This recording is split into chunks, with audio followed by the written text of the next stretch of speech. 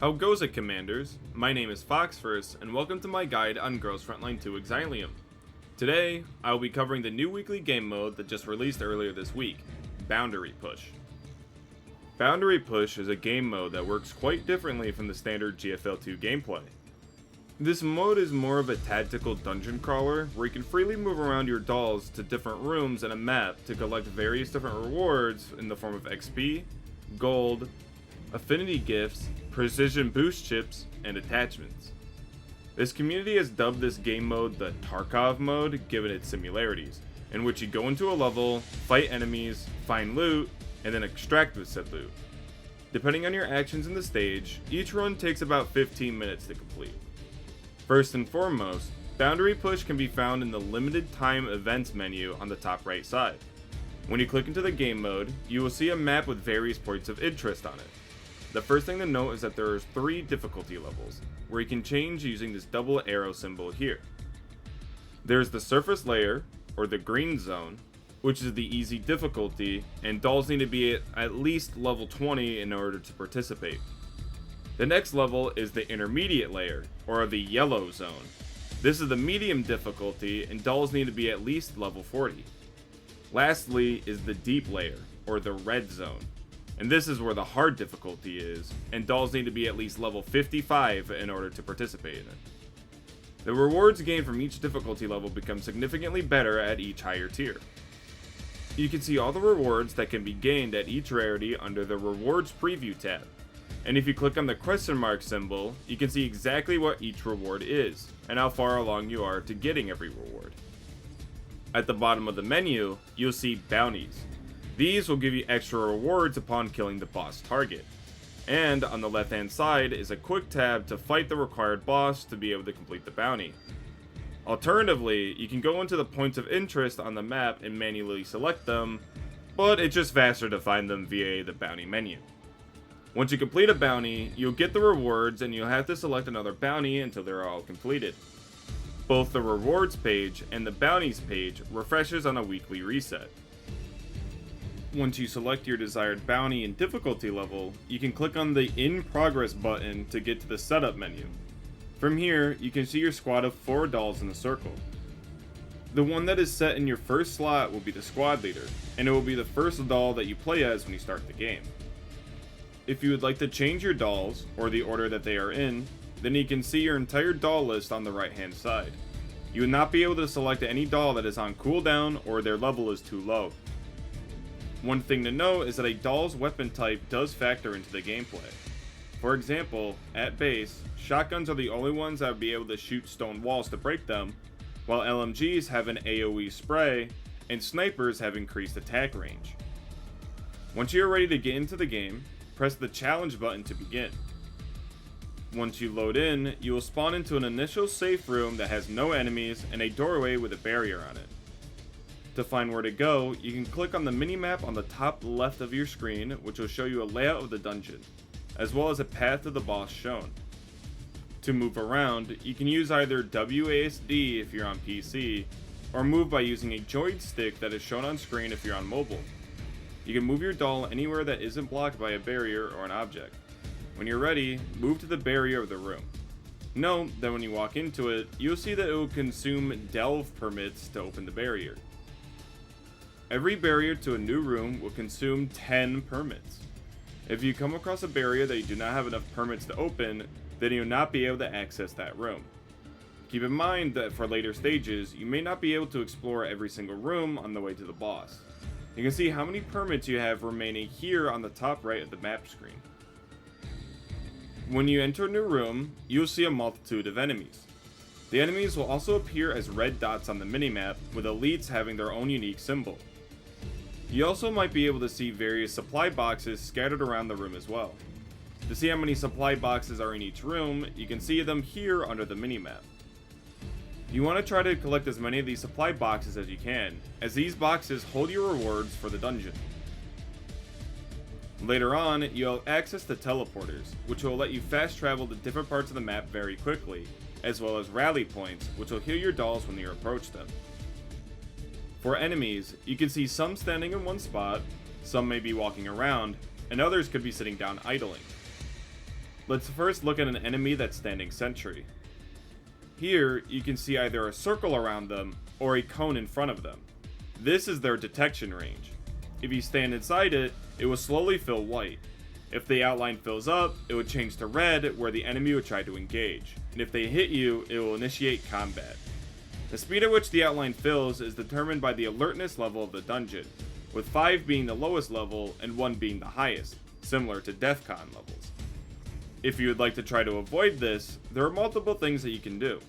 First, you can try to find a way around them without alerting them by finding alternate paths, or going into bushes that can conceal your presence. If you're nearby an enemy, you can either press Q on keyboard or tap on the engage icon on the bottom right. This will freeze time and put you in a pre-attack screen where you can see if you can either kill the target or not.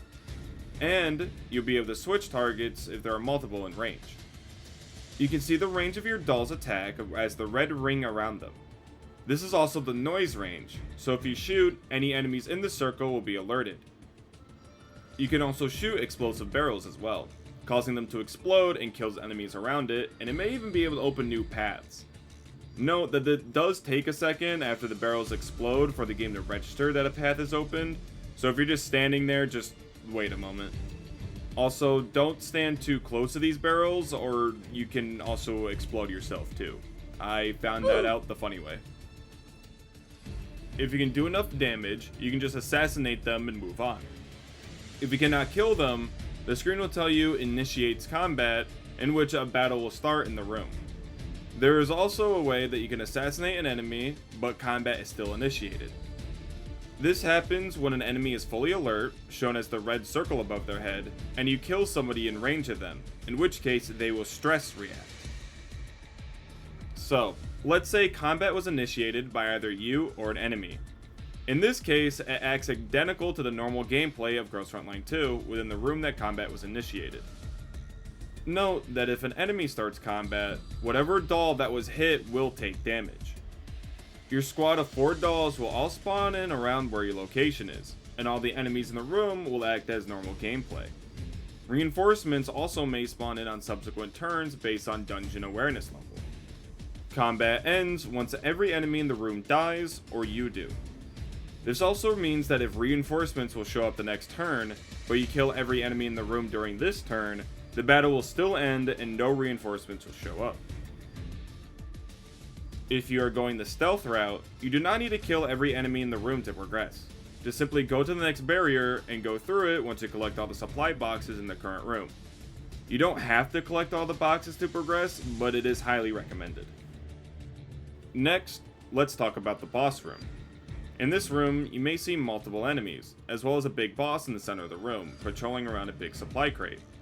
You can either initiate combat immediately, or you can try to go around and assassinate other units in the room first. If conditions are right, you may even be able to assassinate a boss. Bosses will not initiate combat if an explosive barrel goes boom next to them. So, if you do it right, you can actually go and weaken the boss enough for your dolls to assassinate it. If you do initiate combat, the battle will always end once you kill the boss. Once the boss is dead, you'll be able to freely pick up the supply crates the boss is guarding. At this point, there can be 2 things that happen. One is that you collected all the supply crates on the map and you can immediately leave. The second thing is that you might not have picked up all the crates and the game will warn you that you may not get all the rewards if you leave now. It will also ask you to leave if you pick up all the crates without killing the boss. If this happens, I recommend staying just to kill the boss so you can complete the bounty.